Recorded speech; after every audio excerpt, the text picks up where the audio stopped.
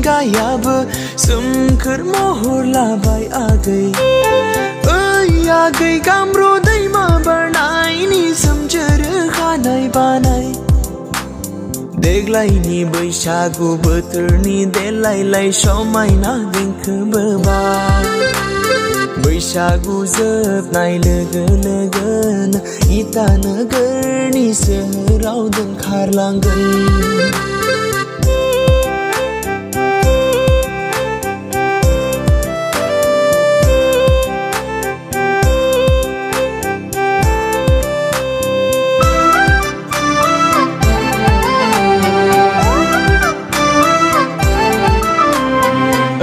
आगै सना लाइमोन सेंग्रानि गोसोआ जायखौ नोजोर होयो बेबायदि सनाखौ आंनो मोननो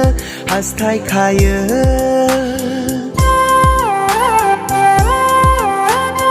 ओइ आगै सना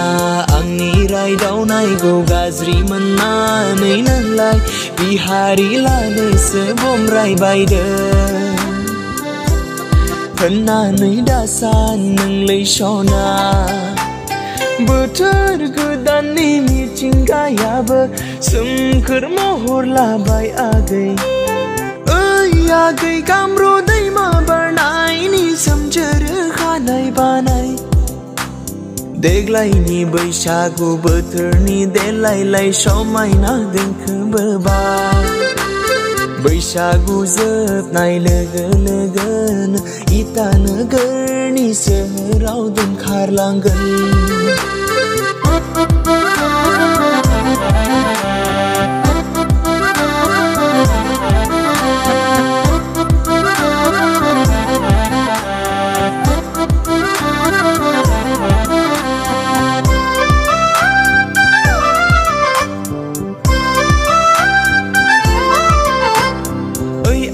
सना नोंनि आइ आफाया हरा होनोब्लालाय माथो सानोलै आगै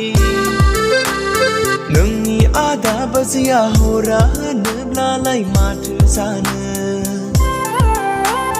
नोंनि आइ आफाखौ आंलाय गिया नोंनि आदा बाजैखौ आंलाय गिया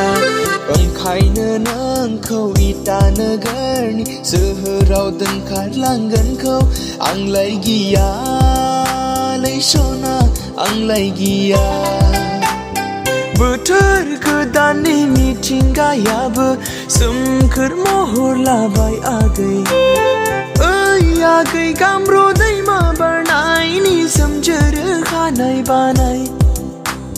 देग्लायनि बैसागु बोथोरनि देलायलाय समायना देंखो बोबाय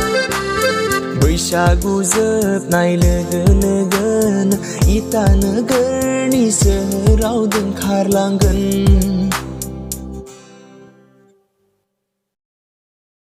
मेथाइखौ खनबाय सोरबा हिनजावखौ लांबाय सोरबायासो है दिनै